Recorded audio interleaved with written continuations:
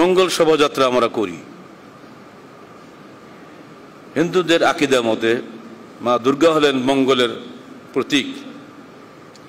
তিনি অসুরকে বধ করেন। তাই অসুরকে বধ করার জন্য মঙ্গল শোভাযাত্রা করা হয়। শ্রীকৃষ্ণের জন্মদিনের জন্মাষ্টমী সেদিনও মঙ্গল শোভাযাত্রা করা হয়।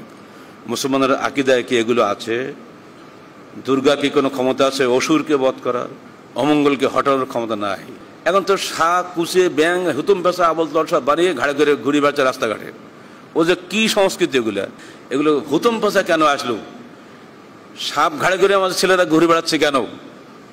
কে ওকে শিখালো যে সাপ ঘাড়ে করে বেড়াও, হুতুম পেশা হও? এই দিন চটে কালিমাকে ভূতের মতো রাস্তায় হাটে ঘুরবে, আর যত যানবাহনের লোকজন পাবে সবকে থামিয়ে চাঁদাবাজি করা, এ কে শেখালো? অথচ মুসলমানের ছেলে, কোনো রকম চেতনা এদের মধ্যে নাই। যারা এদেরকে চালু করাচ্ছে তারা কিন্তু দূর থেকে মুস্কি মুস্কি হাসছে, হায় রে মুসলমান। বাংলাদেশে নববর্ষ বরণ এটা সম্পূর্ণ শিরকি ও কুফরি একটা তরিকা। এই রীতি কোশ্চিনকালে মুসলমানরা পালন করতে পারে না। সংস্কৃতি হল মানুষের হৃদয়ের অনুশীলিত কৃষ্টির পরিশীলিত বাহ্যিক রূপকে সংস্কৃতি বলা হয়। এটা কখনো পরিশীলিত কৃষ্টি নয়, এটা অসভ্য, এটা পশুত্বের বিষয়টিকে যদি কেউ সংস্কৃতি বলে সংস্কৃতির বদনাম করা হয়। এটা কখনোই সংস্কৃতি নয়। দিবস পালন ইসলামে নাই। মুসলমানের জীবনের প্রতিটি সকাল হলো নতুন সূর্য উদয়ের দিন। ঘুম যখন এসে যায় তখন সে তার জীবনে সন্ধ্যা নেমে আসে, সে চোখ বন্ধ করে কিছুই দেখতে পায় না, ঘুমের জগতে সে হারিয়ে যায়। আবার যখন আল্লাহর ইচ্ছা ঘুম ভেঙে যায় তখন সে তার নবজন্ম লাভ হয়, সে নতুন দিবসের স্বপ্ন দেখে নতুন উদ্যমে কাজ শুরু করে।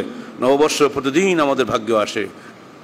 সম্রাট আকবরের ফসল আদায়ের একটা মৌসুম হিসেবে পয়লা বৈশাখকে বেছে নেওয়া হয়েছিল। ওই দিন ফসল তোলে দেশের মানুষ চৈত্র মাসে, সেদিন যাতে সবাই খাজনাটা দিতে পারে।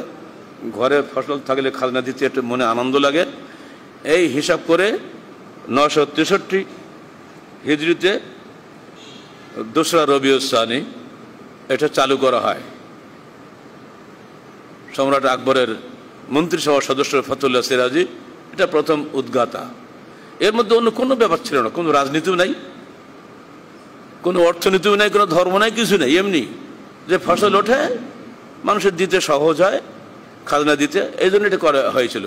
কি হিন্দু কি মুসলমান, ফসল তো সবার ঘরে ওঠে, সবাই সেখান থেকে খাজনা দিত।